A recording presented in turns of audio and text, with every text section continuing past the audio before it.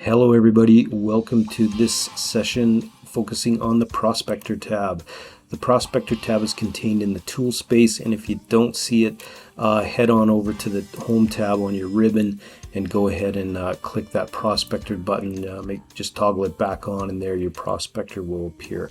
So why is the Prospector so important? Well, let me tell you, because it contains all of the Civil 3D features and objects that are currently contained in your drawing file. It doesn't list AutoCAD objects, regular AutoCAD objects like circles and lines and things like that, but it only contains Civil 3D objects. And whether or not that Civil 3D object is visible or not in your drawing, it will be listed in the Prospector tab. So it's a really great way to locate data, to edit data, to add new data, or delete data. And you can see that in the Prospector tab, all of the features are categorized based on little sections here like points, point groups, surfaces, alignments, etc., etc.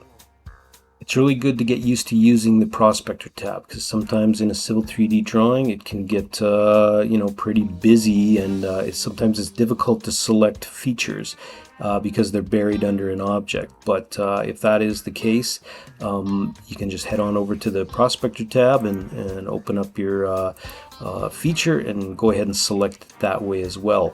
Also, if you don't see something in your Civil 3D drawing, don't assume that it doesn't exist.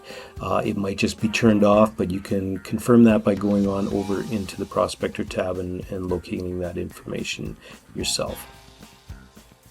And like I say, you can just go ahead and right click something and go ahead and select it, and it'll select that feature for you. You can find it real quick. The other neat thing about the Prospector tab is that it contains an itemized list section down at the bottom. So depending on the feature, if you go ahead and click something like points, it brings up an itemized list down at the bottom where you can double click and select things and find things and edit stuff as well.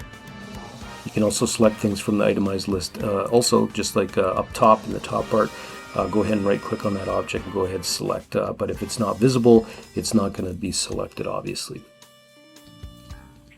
As most things in Civil 3D, the Prospector tab is very right-clickable. So if you right-click on any of these categorized features, it'll come up with its own unique right-click menu that you can make some edits or add new data and stuff like that.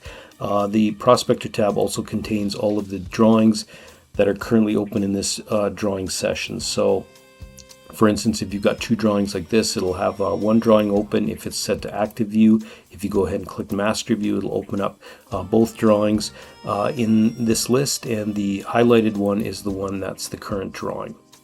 And that's about it for the Prospector tab. So get friendly with the Prospector tab. It'll be your friend, and it's a very useful part of Civil 3D.